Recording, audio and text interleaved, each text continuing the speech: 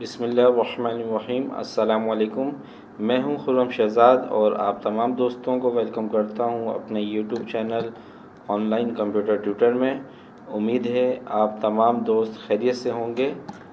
आज हम इन पेज की क्लास नंबर 6 में एडिट मेन्यू के मज़ीद ऑप्शन पढ़ेंगे। लास्ट क्लास में हमने सेलेक्ट ऑल तक पढ़ लिया था। अब हम पढ़ेंगे फाइंड एंड रिप्लेस। देखिए, फाइंड एंड रिप्लेस हम किस पर्पज़ के लिए इस्तेमाल करते हैं। कोई भी अल्फाज आपने लिखा, डिफरेंट जगह पे वो अल्फाज है, उसको आपने एडिट करना है, रिप्लेस करना है। एडिट पे जाएंगे और फाइंड एंड रिप्लेस के बटन को क्लिक कर देंगे और शॉर्टकट की होती है इसकी कंट्रोल F। ठीक है, किसी भी चीज़, किसी भी टेक्स्ट को, किसी भी अल्फाज को आपने फाइंड करवाना है और उसको फाइंड करवाने के बाद अगर रिप्लेस करवाना है तो हम फाइंड एंड रिप्लेस का बटन यूज़ करते हैं। अभी फ़िलहाल ये ऑप्शन मेरे पास वर्किंग नहीं कर रहा। देखें, जैसे ही मैं क्लिक करूँगा ये ऑप्शन ओपन होने के बाद क्लोज़ हो जाएगा। तो ये बाज़ वर्जन के अंदर ये ऑप्शन प्रॉब्लम करता है। इसकी मैं एक अलग से क्लास बताऊँगा कि आपको अगर ये प्रॉब्लम दरपेश आए तो हम इसको किस तरीके से सॉल्व करेंगे। आगे चलते हैं।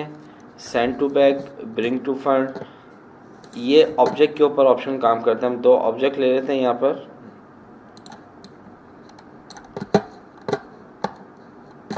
एक ऑब्जेक्ट ये ले लिया हमने,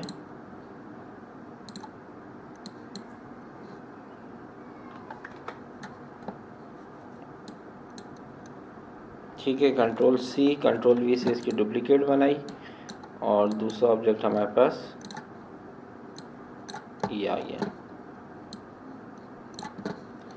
इसका कलर हम ले लेते हैं रेड और इसका ले लेते हैं ग्रीन।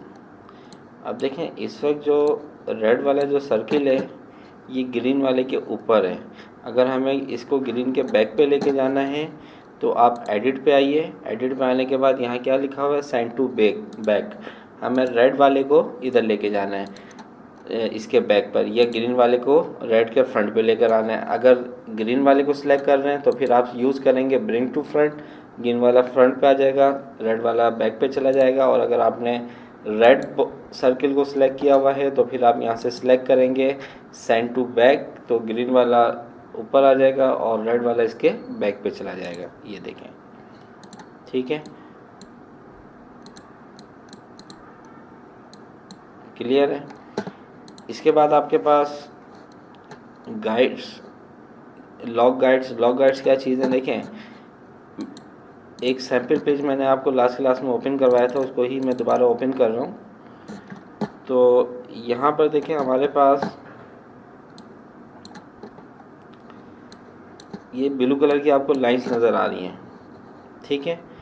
यानी कि ये हमने इसको एरिया दे दिया है कि हमने इस तरीके से इसमें इस पेज की टाइपिंग करनी है। तो ये हमारी कहलाती हैं गाइडलाइंस। गाइडलाइंस कैसे आएंगी, आप अपने माउस के कर्सर को रूलर पे लेके जाएंगे।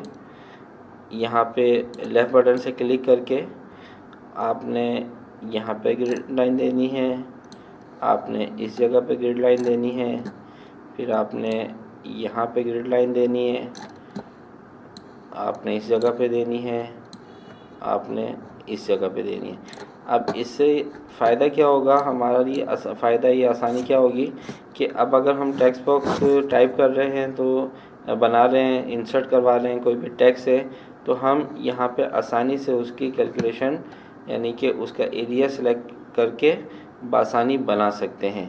अब देखें, इस वक्त ये मूव हो रही है, ठीक है। अगर मैं वहाँ से एडिट में जाकर इसको लॉक गाइड्स पे क्लिक कर दूंगा तो अब ये देखें, अब ये लॉक हो गए, अब ये मूव नहीं होंगी, अब ये फिक्स हो गई हैं, ठीक है। लेकिन अगर आपने इसको मूव कराना है या हटाना है तो इसको सिलेक्ट कर लें, लेफ़्ट पे ले जाएं, ये लें, इसको टॉप पे,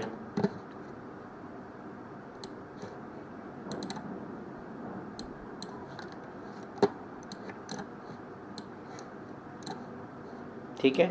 तो ये आपकी कहलाती हैं गाइडलाइंस। इसके बाद आपके पास यहाँ पर